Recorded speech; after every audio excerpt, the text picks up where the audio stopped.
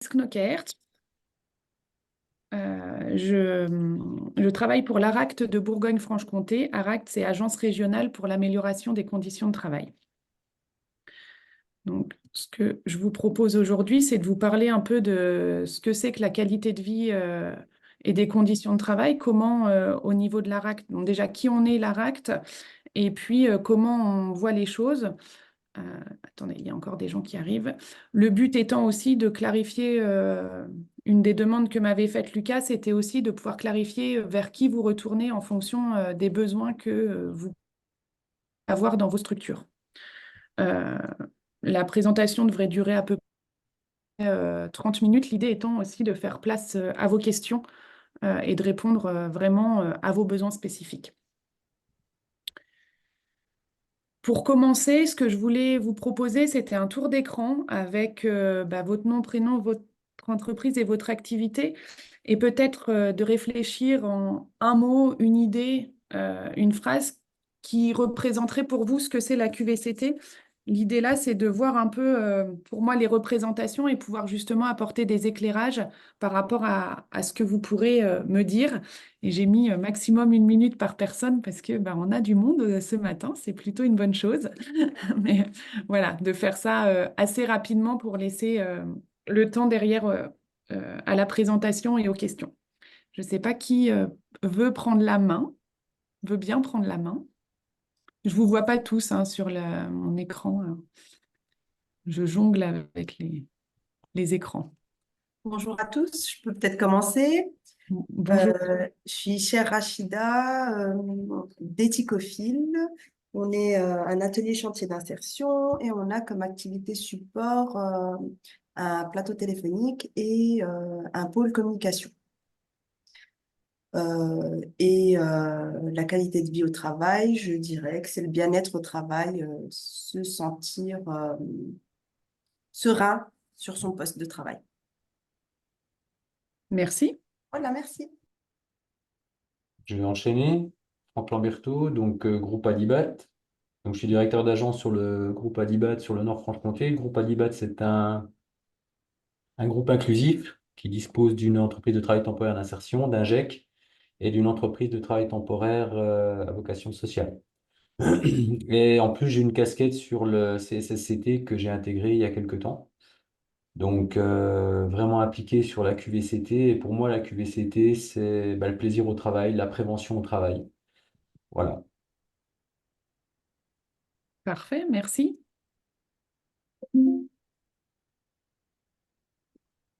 Qui d'autre? Carole Hubert, Tempo. Donc, je suis directrice d'une association intermédiaire basée en zone rurale sur le bassin d'emploi de Dole. La QVCT, pour moi, c'est le bien-être de chaque collaborateur au sein d'une organisation et préserver sa santé mentale. Voilà. Ok, merci beaucoup. Moi, je prends le relais de Carole, Églantine Pellessy, épicerie, chantier d'insertion en Haute-Saône, épicerie solidaire et menuiserie. Euh, pour moi, la qualité de vie au travail, ça passe par le fait de laisser les collègues avoir une prise d'initiative importante. Et je suis à la recherche de personnes qui pourraient nous aider à intégrer les compétences psychosociales dans nos modes de management, que ce soit auprès des permanents ou des équipes en insertion. Ok, Merci. merci. Je vais prendre la suite. Maud Chauchard, donc Régie des quartiers de Besançon. Nous sommes un chantier d'insertion avec plusieurs activités, nettoyage des espaces publics, bâtiments second œuvre, nettoyage de cages d'escalier et enfin un dispositif autour du vêtement, donc atelier de tri textile et un magasin de seconde main. La qualité de vie au travail, pour moi, c'est venir travailler sereinement et pouvoir rentrer chez soi aussi sereinement. Voilà.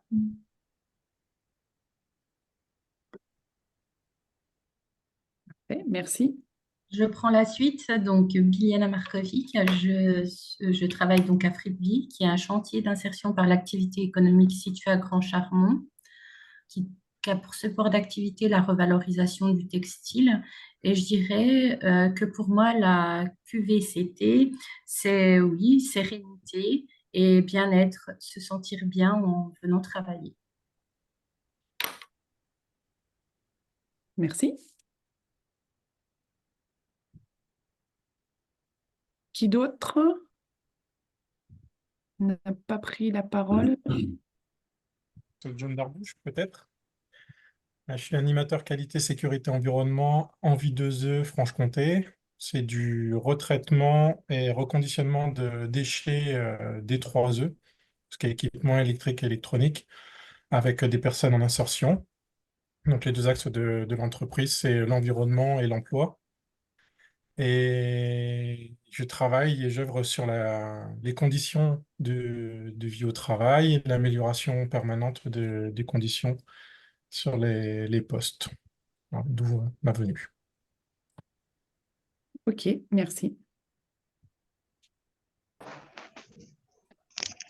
Magali Boisvert, moi je travaille je suis CIP au sein de l'association Tempo. Donc Carole est ma directrice. Donc on travaille en zone rurale. Et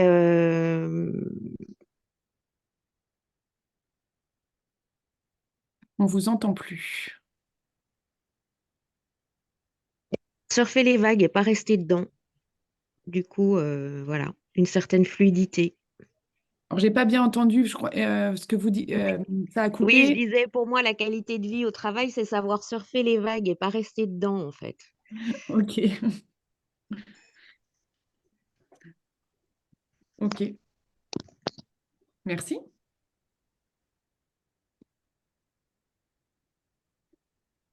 Qui d'autre, du coup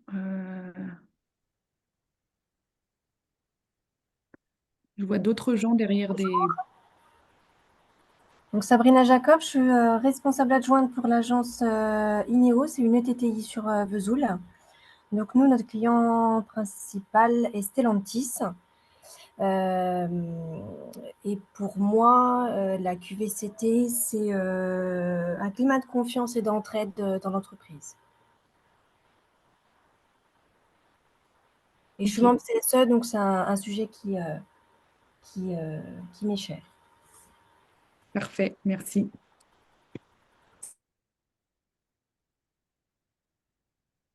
Eh ben, je vais enchaîner, j'étais au téléphone, je m'excuse. Donc, du coup, moi, c'est Myriam Dupati, je suis directrice d'énergie et emploi dans le territoire de Belfort. C'est c'est également une AI et notre support d'activité est essentiellement le nettoyage et la mise à disposition, donc, et le service à la personne. Alors, c'est vrai que pour moi, la qualité de vie au travail, ben, c'est déjà d'intégrer une personne, qu'elle se sente complètement partie prenante de la structure et qu'il faut qu'elle soit aussi impliquée dans les résultats, quoi. Je veux dire, dans ce qui se passe, et puis qu'elle se sente bien, qu'elle se sente actrice, que la personne se sente actrice et qu'elle s'engage. Mhm. Voilà. Merci. Est-ce qu'il y a d'autres gens qui n'ont pas encore pris la parole? Oui, Aline Carminier, je suis accompagnatrice socio-professionnelle sur les chantiers d'insertion jeunes de la DDSEA à Besançon. Comme activité, on a une recyclerie de jeux et jouets, une équipe de cordistes et puis une équipe de bâtiments seconde œuvre, espaces verts et lavage de voitures sans eau. Pour moi, la QVCT, c'est préserver sa santé physique et morale, mentale au travail. Et c'est aussi une façon, je pense, de considérer chaque salarié.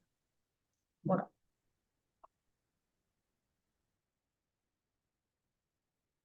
Merci. Alors, peut-être qu'on a fait le tour. Est-ce qu'il y a encore des personnes qui n'ont pas pris la parole? Florence Zunino, Flexi Service, association intermédiaire en Côte d'Or. Pour moi, c'est surtout oui, le bien-être de chacun au travail, mais aussi le fait de pouvoir se sentir soutenu et qu'il y ait effectivement un climat de confiance et d'entraide au sein de l'équipe. Parfait, merci. On doit arriver à la fin du tour d'écran. Oui, il y a encore Lucas, tu as vu des gens qui n'ont pas pu prendre la parole, c'est bon? Tu veux intervenir aussi, toi, du coup, Lucas, sur ta vision de la QVCT? Euh, Effectivement, je pense que ça a déjà été dit. C'est peut-être la capacité à donner un temps de parole et d'expression, avant tout avec les salariés, et écouter et donner voilà, une place. Moi, j'aime bien l'image en fait avec les acteurs autour d'une table où je me dis, voilà, j'imagine que la QVCT, c'est favoriser cet échange avec des méthodes et des pratiques. Et du coup, je profite de la prise de parole de Lucas pour remercier le PolyAE de nous avoir demandé d'intervenir pour les adhérents. Et voilà, du coup, je vais continuer. Vous avez déjà dit beaucoup de choses, hein. Vous avez parlé effectivement de la question, de la notion de bien-être au travail, les questions de santé physique, mais aussi psychologique, hein, qui intègrent des enjeux de QVCT. Vous êtes plusieurs à avoir parlé aussi de l'intégration, de l'engagement, de permettre à chacun de de se sentir connu et reconnu dans l'entreprise et pouvoir avoir de la prise d'initiative. Euh, la notion de la coopération, vous avez utilisé les termes de climat de confiance, d'entraide. Donc, ça fait partie en fait de plein d'éléments qui vont concourir à une meilleure qualité de vie et de conditions de travail. Je vais y revenir un peu plus dans le détail parce que vous voyez qu'avec tous ces mots qui viennent d'être dits, ça aborde déjà pas mal de champs. Attendez, j'accueille une nouvelle personne. Ça permet de... Enfin, on se dit que le champ est large. Donc, le champ est large et ce qui va être important, c'est aussi de les penser par rapport à vos problématiques, à vos besoins et à vos objectifs dans l'entreprise. Donc, si je reviens très brièvement sur l'ARACT Bourgogne-Franche-Comté qui appartient à l'ANACT. Donc, en fait, l'ANACT est un établissement public administratif qui est administré par l'État et les partenaires sociaux, avec des déclinaisons régionales. Vous nous avez peut-être connus sous format associatif, mais depuis 22 janvier 2023, on a rejoint la fonction publique et on a toujours notre agence en région, donc l'ARAC Bourgogne-Franche-Comté, avec un bureau à Dijon et un bureau à Besançon. Notre principale mission, c'est effectivement de produire des connaissances, concevoir et diffuser des outils, des méthodes sur l'amélioration des conditions de travail et les mettre à disposition des utilisateurs. Nos actions sont orientées principalement vers les TPE, PME, PMI du territoire. Avec des actions de terrain, donc on va aussi à la rencontre des entreprises pour résoudre leurs problématiques. Donc, on a 16 ARACT sur le territoire national, y compris dans les DOM. En Bourgogne-Franche-Comté, on est dans cette déclinaison de la stratégie nationale. Pour votre information, et très brièvement, hein, nous sommes 13 pour les 2 sites que j'ai évoqués précédemment. Et on est financé par l'État et la région pour nos interventions. Un point qui nous est très cher au niveau de l'ANACT, mais du coup aussi de l'ARACT, c'est le paritarisme, avec à la fois une gouvernance qui est paritaire, donc avec une égale représentation des organisations patronales et syndicales, mais aussi le paritarisme de projet. Donc quand on va travailler avec les entreprises, c'est implication des directions et des salariés ou de leurs représentants dans nos accompagnements. Donc ça, c'est un point fondamental pour nous, avec des principes d'action liés à une approche globale de l'entreprise, l'analyse du travail et, comme je viens de le dire, l'implication de tous les acteurs.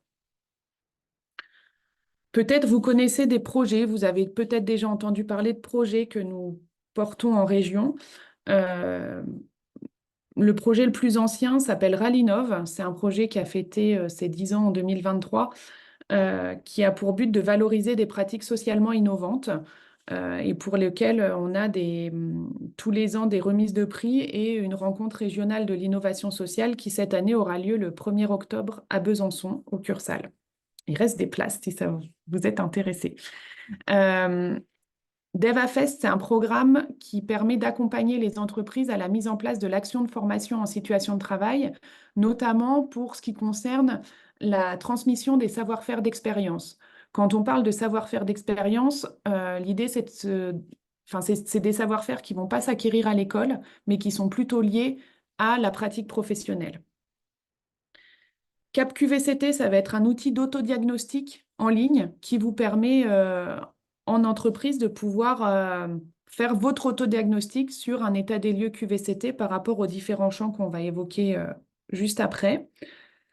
Arezo, c'est un dispositif national qui permet d'accompagner les entreprises dans des situations pré-conflictuelles ou post-conflictuelles. L'idée étant de remettre le dialogue et la compréhension des acteurs en prévention d'un conflit que l'on sent émerger ou après le conflit pour remettre les acteurs autour de la table.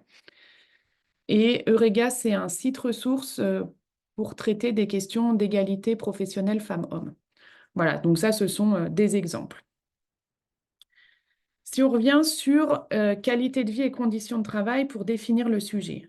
La définition que va donner l'ANACT, on parle d'un processus social concerté permettant d'agir sur le travail, donc à la fois son organisation, ses conditions, son contexte, à des fins de développement des personnes et des entreprises. Donc, au-delà de cette définition, qu'est-ce qu'on retrouve? Un processus social concerté donc, qui va mettre en œuvre le dialogue social et le dialogue professionnel. Donc, le dialogue social, c'est ce qui va se passer au sein des instances représentatives du personnel et notamment en lien avec le CSE. Le dialogue professionnel, c'est tout ce qui va se passer dans le quotidien de travail, au sein d'une équipe, dans les relations avec les managers, entre équipes, voilà. Qui va permettre d'agir sur le travail. Donc l'idée, c'est vraiment de s'intéresser à la réalité du travail, de ce qui se passe dans le quotidien des professionnels. Et puis, développement des personnes et des entreprises. Donc on est dans une stratégie gagnant-gagnant. L'idée étant que une personne qui se sent bien à son travail sera plus performante pour l'entreprise et on aura des organisations qui seront globalement plus performantes. J'ai oublié de vous dire, mais le support pourra vous être envoyé. Lucas, je ne dis pas de bêtises, tu as les contacts de tout le monde à l'issue de la présentation et vous avez un lien avec des petites vidéos, tout savoir sur la QVCT en moins de 6 minutes, que vous pourrez aller regarder. La QVCT, une histoire ancienne, je vous ai mis cette frise, mais je ne vais pas revenir dessus. En fait, les premières questions, quand même, elles émergent dans les années 50 avec avec l'identification des limites du taylorisme. Ce qui est important plutôt aujourd'hui, c'est que en France, notamment, on a eu en 2013 un accord national interprofessionnel qui s'appelait Vers une politique d'amélioration de la qualité de vie au travail et de l'égalité professionnelle, et qui a été re-questionné pour aboutir à un nouvel accord national interprofessionnel en 2020, intitulé Pour une prévention renforcée et une offre renouvelée en matière de santé au travail et de conditions de travail. Et c'est de là où on est passé du terme de l'acronyme QVT à l'acronyme QVCT. Hein, on a ces deux accords. L'idée étant que pourquoi on a voulu parler de conditions de travail, c'est pour ne pas se limiter aux actions périphériques au travail. Des fois, on peut nous citer dans des actions, donc quand on parle de QVCT, ah bah oui, mon entreprise, elle a mis en place des massages, on a un baby-foot dans notre salle de pause. Ce sont des actions qui peuvent apporter du bénéfice, mais qui ne vont en rien concerner la réalisation du travail. Donc, quand on parle de QVCT, l'idée, c'est vraiment de s'attacher à ce qui se passe dans le travail, pas sur les temps de pause, pas sur les à côté qui vont apporter de la satisfaction, mais qui ne vont pas questionner la réalité du travail. Et cet accord de 2020 a été transcrit dans la loi du 2 août 2021 et qui va introduire la notion de QVCT, du coup, dans le Code du travail. En 2022, l'ANACT a lancé une enquête sur le sens au travail Et du coup, je vous ai extrait de de ce résultat d'enquête une petite slide sur qu'est-ce que c'est que pour les salariés un travail qui a du sens. Et du coup, qu'est-ce qu'on retrouve? On va retrouver la question de l'utilité du travail. Donc, en quoi mon travail peut être utile? La cohérence éthique, donc c'est est-ce que mes valeurs et celles de l'entreprise, est-ce qu'il y a une cohérence entre mes valeurs personnelles et celles de l'entreprise? Et puis la capacité à contribuer au développement des individus, donc travailler sur la question de la carrière professionnelle et à ce que chacun puisse, se sente en capacité de se développer au sein de la structure avec laquelle il travaille. Pourquoi j'ai choisi cette slide? L'idée, c'était de se dire qu'est-ce qui fait aujourd'hui, qu'est-ce qui questionne aussi beaucoup les entreprises? On a beaucoup de questions sur sur le sujet de l'attractivité. Comment être attractif? Comment recruter? C'est une problématique qui est encore assez présente. Et au-delà de cette question d'attractivité, se pose vraiment la question du sens au travail et pourquoi je travaille, et qui a été fortement remise en cause ces dernières années et a fortiori depuis la crise du Covid. Pour construire une démarche qualité de vie et conditions de travail, en fait, on a 3 grands principes. Donc, c'est la construire sur des ambitions communes, s'appuyer sur des principes méthodologiques et traiter des sujets en lien avec le travail. Je vais détailler tout ça un petit peu. Donc, en termes d'ambition, donc l'idée, c'est de construire une organisation qui va être favorable à la santé des personnes et à la performance globale de l'entreprise, de donner à chacun et chacune du pouvoir d'agir, hein, vous l'avez dit tout à l'heure, hein, la possibilité d'offrir de la prise d'initiative, à chacun de se sentir partie prenante dans l'entreprise, de se sentir intégré, d'être impliqué dans les résultats pour justement susciter de l'engagement. Donc voilà, donner du pouvoir d'agir et améliorer le travail d'aujourd'hui et de demain. Donc ça fait partie aussi des problématiques actuelles, comment évolue le travail. Des principes et des méthodes, ce qu'on dit souvent, c'est qu'il n'y a pas de solution toute faite. Mais en revanche, on peut s'appuyer sur des méthodologies qui vont être incontournables, c'est-à-dire un engagement commun pris au démarrage de la démarche. Et là, je reviens sur ce que je vous disais tout à l'heure et nos fondamentaux, à savoir le paritarisme dans la démarche. Ce n'est pas une démarche qui doit être construite que par une direction ou qui doit être à l'initiative que d'un CSE. C'est ensemble.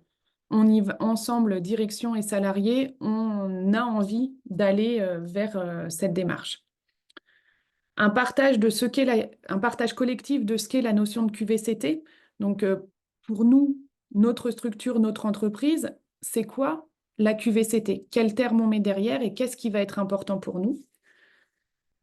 Évidemment, comme dans toute gestion de projet, on va parler de pilotage et comment on déroule, de mettre un cadre en fait au pilotage et au déroulement de la démarche. Un partage aussi des constats et des priorités sur la base d'un état des lieux qui peut se construire de différentes manières.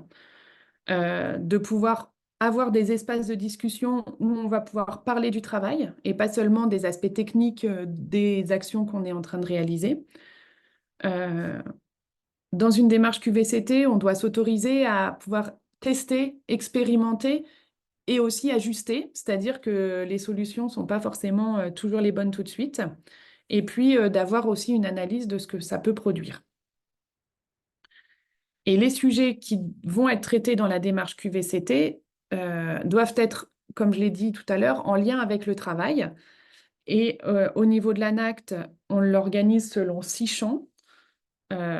Organisation, contenu et réalisation du travail, compétences et parcours professionnels, santé au travail et prévention, égalité, dialogue professionnel et dialogue social, projet d'entreprise et management, et que l'on va présenter sous la forme d'une marguerite. Ça, c'est la présentation, c'est la manière dont on illustre les champs de la QVCT, qui sont, ma foi, très poreux les uns les autres, hein. On a des pétales d'une fleur qui sont bien dissociés, mais qu'on pourrait très facilement faire se superposer.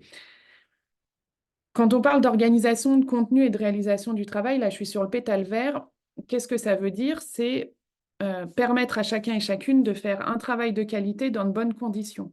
Donc, à la fois des conditions matérielles, donc notre environnement de travail, des conditions temporelles, de pouvoir avoir le temps de réaliser ces actions, des bonnes conditions physiques aussi, et puis de mettre en place une organisation qui va faciliter l'activité, donner du pouvoir d'agir et favorise l'équilibre entre vie professionnelle et vie personnelle. Je ne sais plus si quelqu'un l'a dit tout à l'heure, mais effectivement, ça fait partie des points extrêmement importants de questionner ces équilibres vie pro, vie perso. La question des compétences et des parcours professionnels, donc pour permettre à chacune et chacun de se développer au travail et d'envisager un avenir professionnel. Les questions de santé au travail et de prévention, vous les avez évoquées tout à l'heure. Progresser en matière de prévention primaire des risques professionnels à tous les postes de l'entreprise. Et quand on parle, nous, de prévention primaire, il s'agit bien d'anticiper et d'éviter les risques. On n'est pas dans de la correction, c'est vraiment prévenir les risques avant qu'ils ne surviennent. Et on intègre dans ces enjeux de santé et de prévention, y compris les enjeux de sécurité, de santé mentale. Hein, tout à l'heure, vous l'avez dit, les risques psychosociaux, enfin, préserver sa santé physique et psychologique, ça fait partie de ce champ de la santé au travail. S'assurer que l'organisation et le management favorisent la santé au travail et le développement des personnes, bah, c'est aussi comment, dans son organisation, dans son mode de management, on intègre ces enjeux de santé et de sécurité.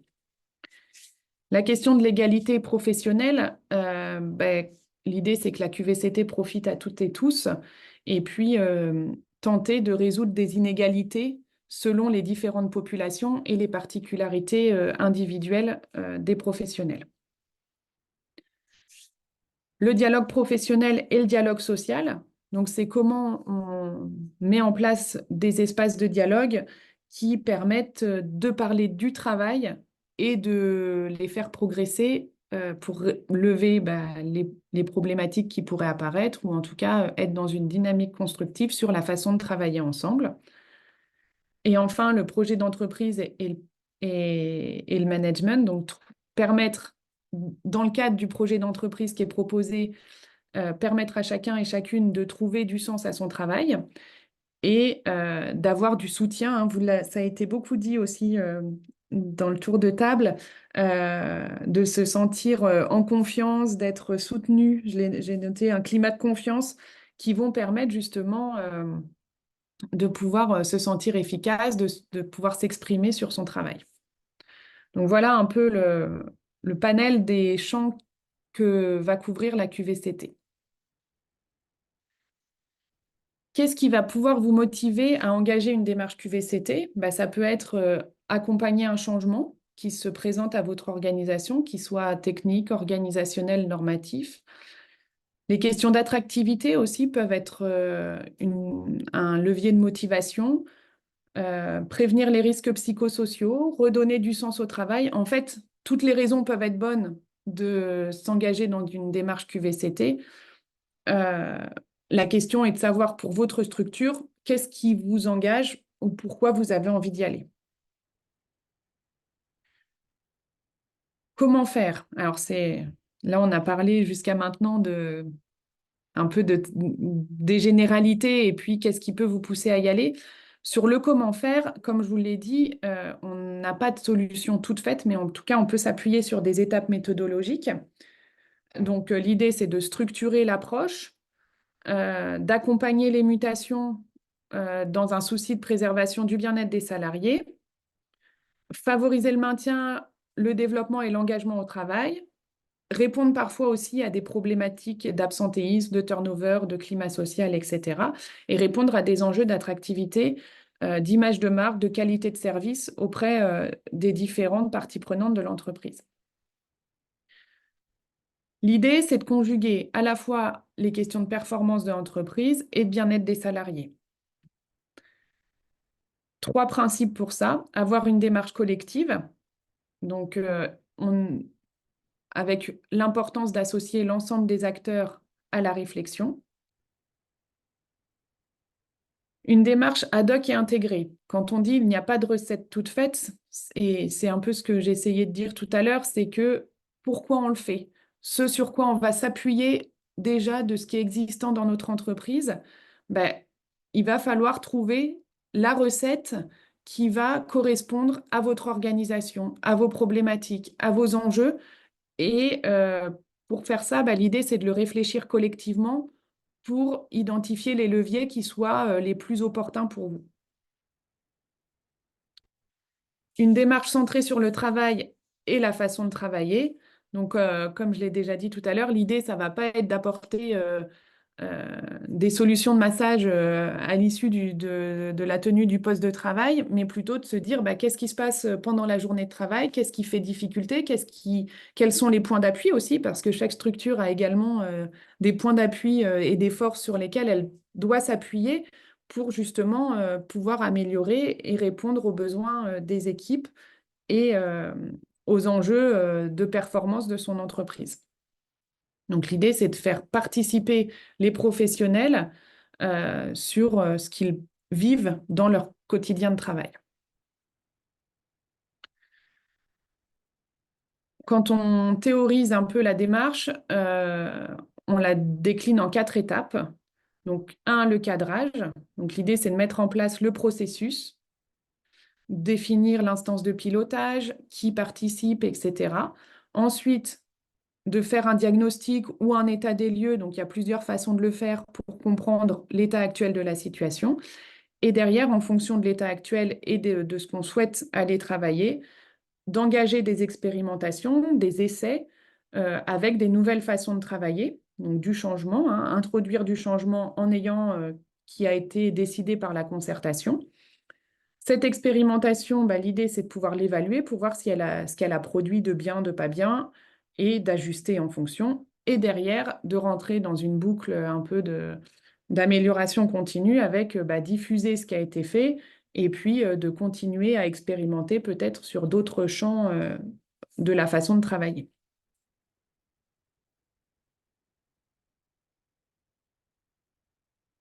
Donc pour bien redire ce que j'ai déjà dit, hein, QVCT, c'est parler du travail, décloisonner et construire autrement, expérimenter et communiquer à tous les niveaux. Il y a de réels enjeux, alors en fonction aussi de la taille de vos structures, à communiquer parce que quand vous allez mettre en place une démarche QVCT, bah, tous les salariés ne seront pas forcément concernés immédiatement.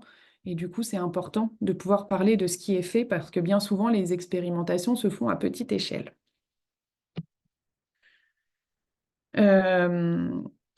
Avant de laisser place aux questions, juste par rapport aux questions que vous pouvez vous poser et des différents acteurs ressources que vous pouvez avoir sur le territoire.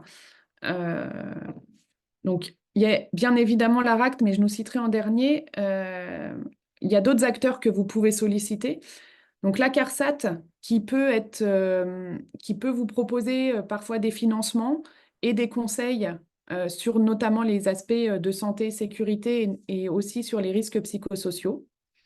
Les services de santé au travail qui ont dans leurs équipes des ergonomes, ils sont aussi en capacité de vous accompagner sur les risques psychosociaux, hein. Bien souvent, les ergonomes, ils sont psychologues du travail ergonomes. Donc, c'est des services que vous pouvez solliciter aussi sur ces questions-là. La DRED, c'est les DETSPP qui peuvent des fois proposer des solutions de financement d'action. Alors, soit sur de la... je dirais, il y a des fois des questions de financement de matériel ou de financement de prestations intellectuelles, et ça va dépendre des arbitrages qui sont faits dans les différents services. Pour du matériel, je vous orienterai davantage vers la CARSAT.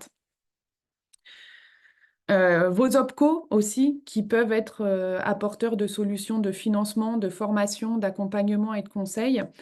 Et j'ai mis à droite de ma slide la prestation PCRH. Vous aurez un lien dans le document, qui est une prestation, donc PCRH, ça veut dire prestation conseil en ressources humaines, notamment pour les petites structures, pour bénéficier d'un accompagnement par un consultant externe sur des questions RH. C'est un dispositif qui est piloté par la DRETS et les DETSPP, mais dont la mise en œuvre est bien souvent déléguée aux OPCO. Donc voilà, si ça vous intéresse, c'est plutôt vous retourner vers votre OPCO ou votre interlocuteur DRETS-DETS en fonction des liens que vous pouvez avoir avec les uns et les autres. Et nous, au niveau de la RACT, nous, on est sollicité davantage pour des accompagnements collectifs. On fait quelques accompagnements individuels de structure. Donc, voilà, mais on viendra. C'est inutile de nous solliciter pour des questions de financement matériel, en tout cas. Et puis, il peut y avoir des financements, par contre, sur du projet et du financement de prestations intellectuelles via le FACT. C'est le Fonds pour l'amélioration des conditions de travail, mais qui, là, fonctionne sur appel à projet. Et peut-être vous aviez reçu, par l'intermédiaire de Lucas, on a actuellement un appel à projet sur les services à la personne. Et on aura en 2020, fin 2024, normalement, un appel à projet territorial sur les questions de travail transfrontalier, si certains d'entre vous sont concernés. Alors, pas tout le monde, mais j'ai entendu qu'il y avait des gens dans le territoire de Belfort, donc peut-être que ça peut vous intéresser. Vous aurez également en lien voilà, quelques ressources avec des liens sur les ressources produites par l'ANACT, parce que l'ANACT, comme je vous l'ai dit, produit des outils à destination des entreprises. Voilà, l'idée c'était voilà, d'avoir cette présentation et surtout de laisser la place aux questions. Donc je vais vous laisser la parole si vous voulez des éclaircissements sur un point ou un autre.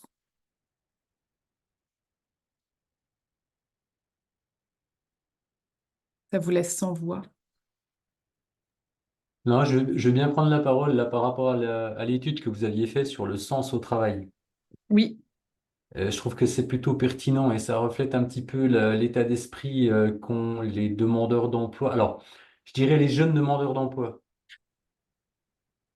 On dit souvent dans nos relations avec on voit souvent dans les relations avec les entreprises que oui, les jeunes. Alors j'ai mis un peu de temps un peu à assimiler cette notion de sens au travail. Alors j'ai mis un peu de temps. Disons que ma vision n'était pas tout à fait la même, mais c'est vrai que je comprends un peu mieux pourquoi les jeunes disent aujourd'hui on veut trouver du sens à notre travail.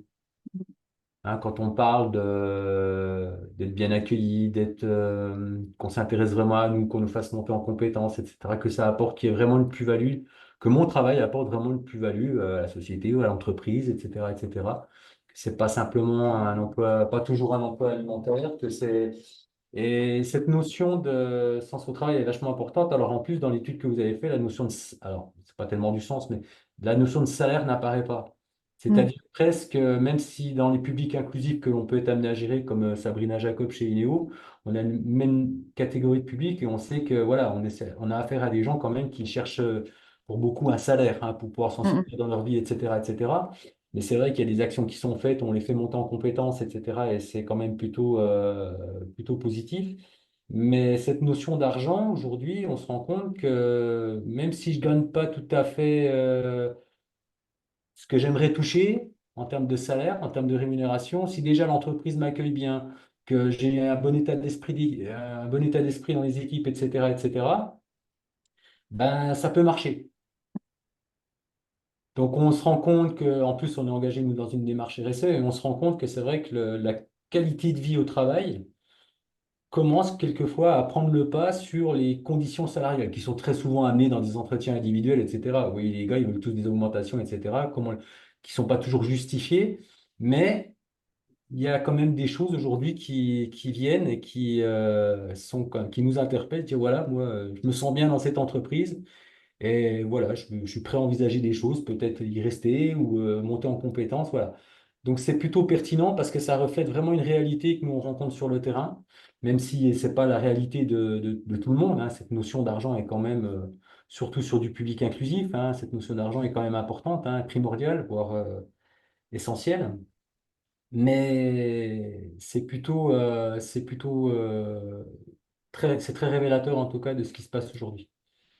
Et cette Oui, notion vous de avez santé au travail, raison. nous, quand on travaille avec les entreprises, on dit c'est pas qu'ils veulent rien faire, c'est pas que les jeunes veulent rien faire, c'est qu'ils veulent travailler autrement. Et c'est justement cette notion de sens au travail qu'ils recherchent. Oui, vous avez raison. Et c'est vrai que, en fait, bon, après, la question de la rémunération, alors, elle est importante, notamment dans le contexte inflationniste dans Bien lequel sûr. on a vécu ces derniers temps. En revanche, bon, après, chacun a un besoin de rémunération qui peut être différent en fonction de ses habitudes de vie.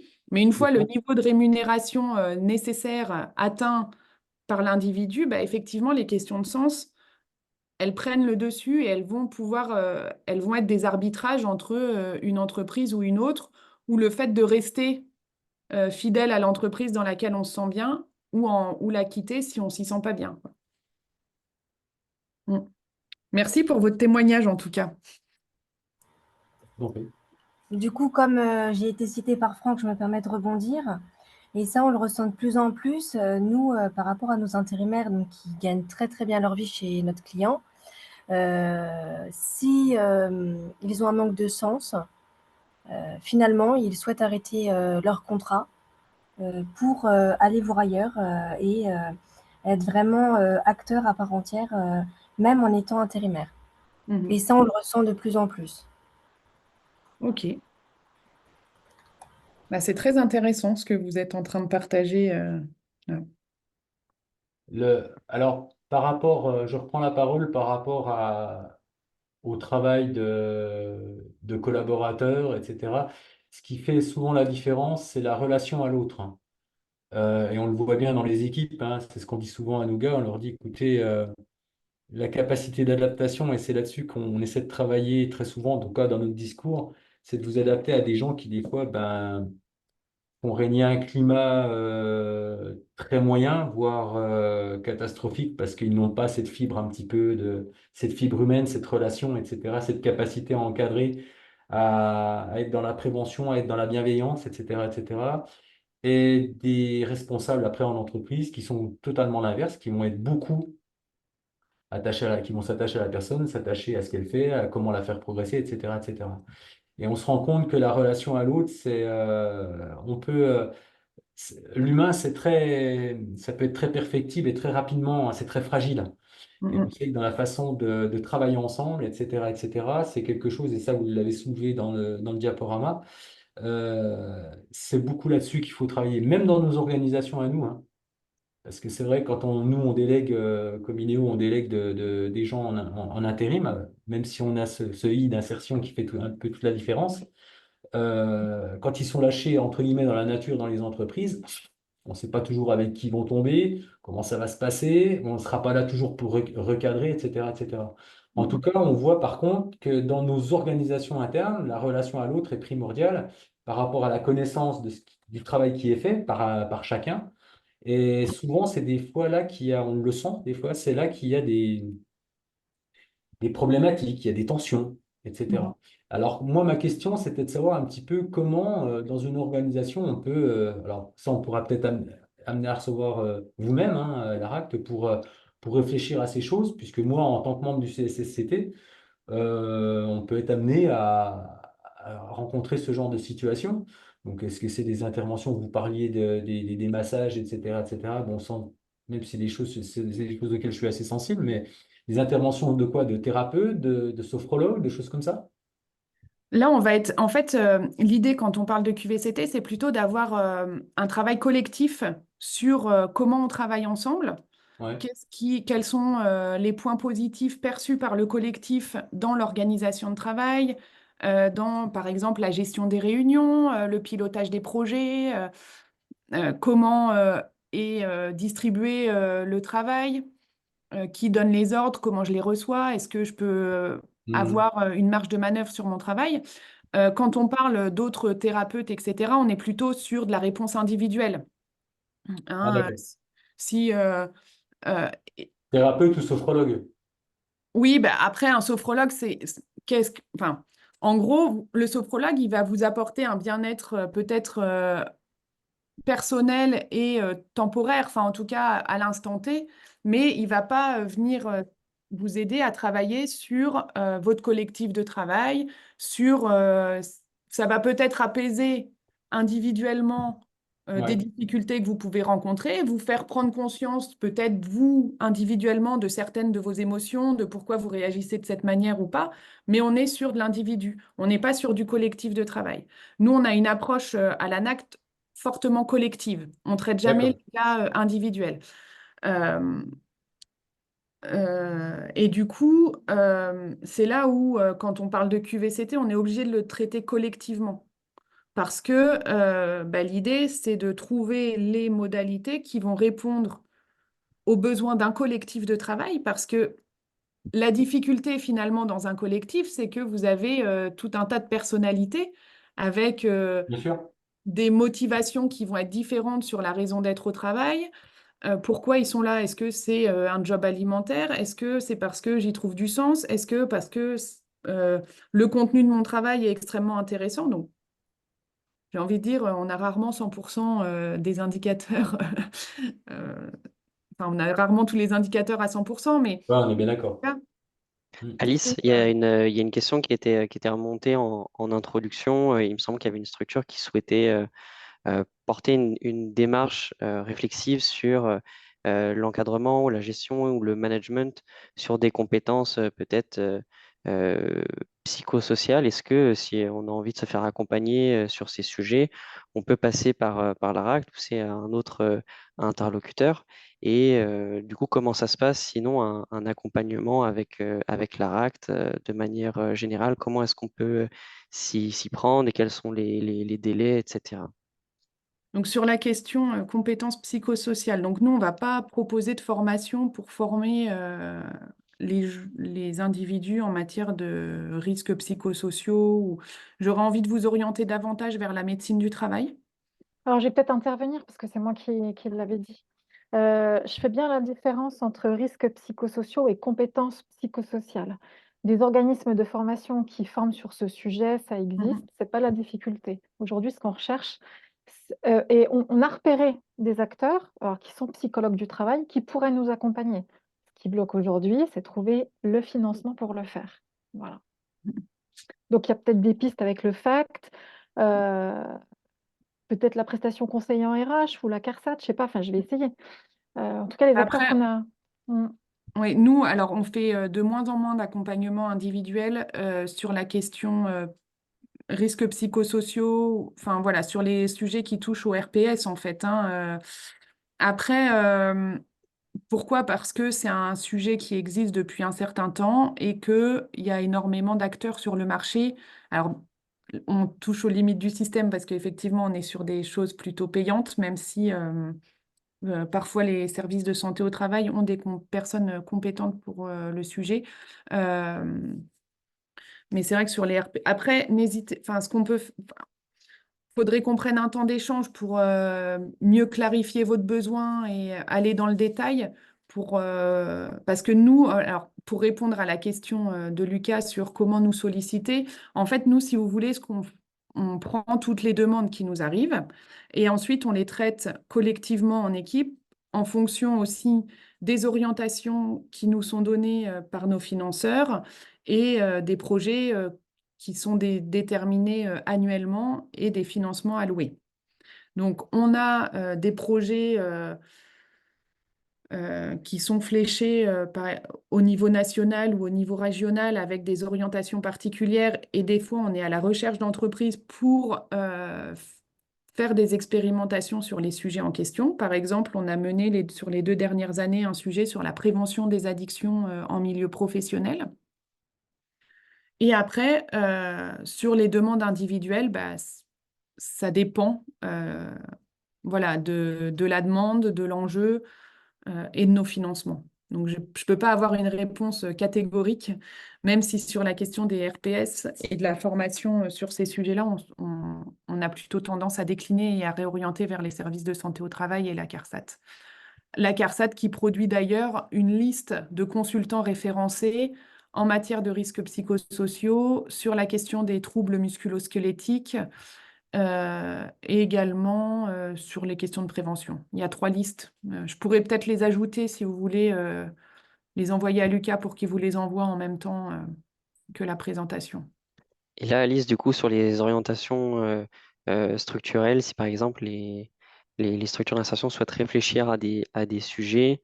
Ce serait du coup soit ce sont transfrontaliers sur les appels à projets, soit c'est plus des associations intermédiaires. Est-ce que il y a je sais pas, des appels à projets qui vont sortir dans les prochains temps sur des sujets ou des réflexions qui sont en interne de l'ANACT sur lesquelles les structures peuvent anticiper un positionnement ou un futur positionnement? Alors là, j'ai pas de vision sur d'autres appels à projets que ceux que j'ai évoqués. Donc, il y a celui sur les services à la personne, mais dont la clôture des dossiers est au 27 septembre, et un appel à projet sur le travail transfrontalier euh, qui va être, qui va être ouvert à partir du mois de octobre, normalement. Après, la question qui peut être posée aussi, c'est de se dire, est-ce qu'il y a des structures d'insertion qui ont des intérêts communs à travailler un sujet ensemble, et auquel cas on peut aussi envisager une réflexion sur une action collective. C'est plus facile des fois pour nous de mettre en place des actions collectives qu'individuelles. Voilà. Et du coup, à réfléchir avec le pôle pour mutualiser des besoins. Moi, j'avais envie de réagir pas longtemps, et je ne sais pas si c'est commun aux autres structures. Moi aussi, hein, j'ai accroché dans le propos sur le sens donné au travail, sauf que j'ai pas mis le curseur au même endroit que Franck. Donc, on est chantier d'insertion, alors probablement qu'on a des gens qui sont plus éloignés de l'emploi, dans des plus grandes difficultés sociales, professionnelles que chez Indibat. Et c'est peut-être ça qui explique la différence de perception. Ou peut-être qu'on dit la même chose, mais enfin, ce qu'on est en train de pointer du doigt là depuis quelque temps dans la structure, c'est que les gens restent de plus en plus longtemps dans la structure, qu'on a des difficultés à les rendre réellement acteurs de leur parcours, et ils se mettent à faire des choses pour construire un projet professionnel, parce qu'on va les inciter à. Et ils vont quelque part, c'est comme s'ils le faisaient parce qu'on les tanne pour ça, mais on a l'impression qu'ils ne le font pas pour eux, quoi. Voilà. Mm. Et je me dis en vous écoutant que c'est parce que l'objectif, c'est de redonner une place importante euh, au travail dans leur vie avant toute chose. Voilà. C'est peut-être ça le problème. Voilà. C'est que pour eux, ce n'est pas un objectif en soi dans leur vie de travailler. Aujourd'hui, j'ai un boulot, je suis bien, épicerie, un cadre bienveillant. C'est un boulot qui a du sens parce qu'on est une épicerie solidaire, donc ils se mettent à aider des gens. Et puis demain, voilà, je ne me projette pas. Et la difficulté aujourd'hui que j'ai moi dans ma structure, et j'en parle souvent avec les conseillers en insertion, c'est ça, la difficulté de nos personnes à se projeter dans la vie professionnelle. Voilà, voilà ce que Alors, j'avais envie de dire. j'entends complètement ce que vous dites et ce que ça évoque chez moi par rapport aux questions de l'insertion, et notamment au regard d'une étude que j'ai faite dans une structure. C'est que bah, les personnes en insertion ont parfois des problématiques autres que le travail tellement fortes que l'atelier chantier insertion est un peu un espace de répit aussi pour eux, et où ils s'y sentent bien, avec des conditions de temps de travail aussi qui leur permettent de régler les autres problématiques auxquelles ils peuvent faire face. Enfin, j'entends complètement ce que vous pouvez dire. Enfin, en tout cas, voilà ce que ça évoque chez moi. Et j'entends la difficulté aussi. Alors, j'avais entendu, alors peut-être que vous me direz le contraire, mais ce qui me semblait apparaître aussi, c'est le fait d'aller chercher des personnes de plus en plus éloignées de l'emploi, avec un marché du travail qui se tend, et du coup des entreprises classiques qui vont chercher des personnes de plus en plus éloignées de l'emploi, et ce qui se répercute aussi dans les profils d'insertion. Et du coup, avec peut-être plus de difficultés à revenir dans un cadre plus classique. Bah, je vais laisser John intervenir. Peut-être que Oui, bonjour, merci. Je voulais revenir, vous parlez beaucoup d'insertion. Moi, je m'attarde surtout sur les personnes qui reçoivent, les encadrants. C'est la qualité de vie au travail, c'est aussi eux, c'est s'ils arrivent au travail qui ne sont pas motivés, qui ne sont pas bien dans leur emploi, les gens d'insertion ont une image de cette activité. On l'oublie beaucoup, on est dans de l'insertion, je l'accorde, d'accord. Maintenant, nous, on est là aussi pour travailler et venir avec plaisir pour travailler et aider ces personnes-là. Ne les oublions pas. Et vous avez complètement raison. Vous êtes dans un secteur d'activité, et ça aussi, j'ai pu l'identifier au travers d'interventions, dans lequel vous avez l'habitude de prendre soin des autres. Et en fait, vos professionnels, vos permanents, on oublie parfois de prendre soin d'eux. Et vous avez complètement raison sur ce que vous dites. Et c'est important de travailler aussi là-dessus pour faciliter et avoir un meilleur accueil du coup des personnes en insertion.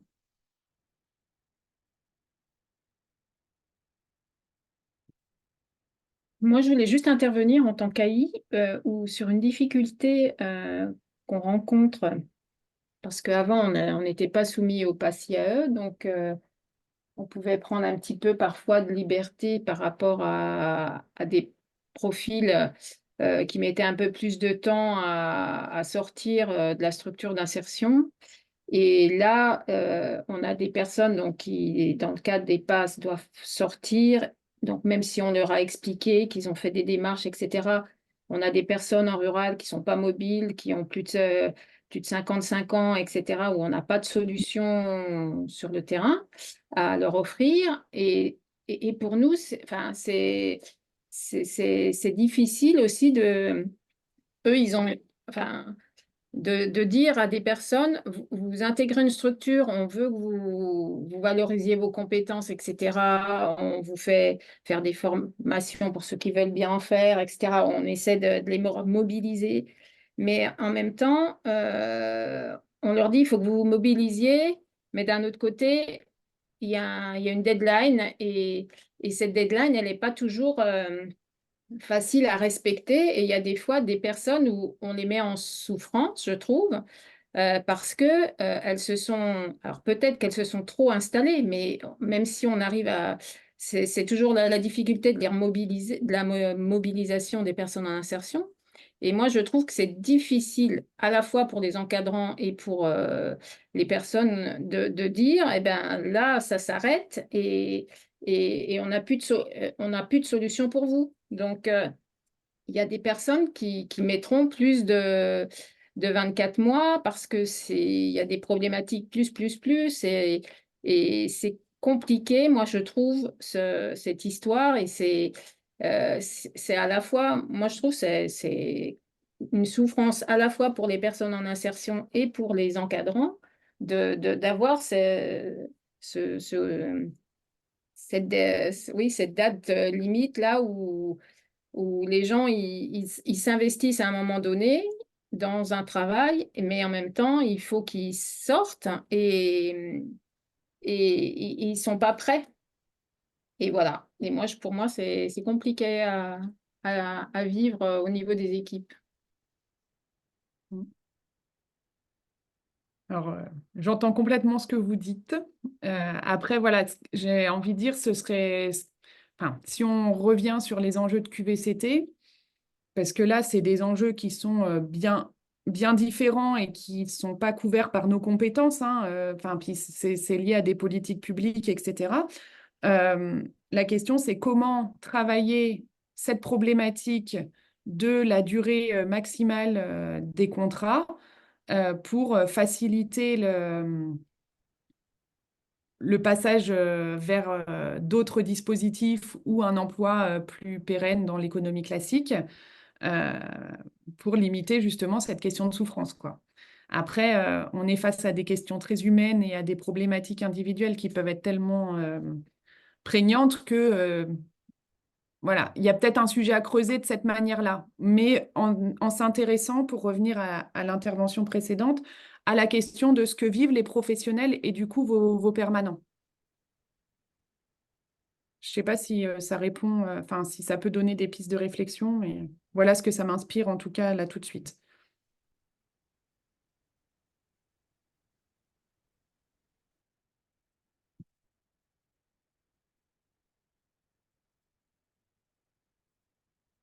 Est-ce qu'il y a encore des remarques, des questions? Du coup, si c'est bon pour vous, Lucas vous transmettra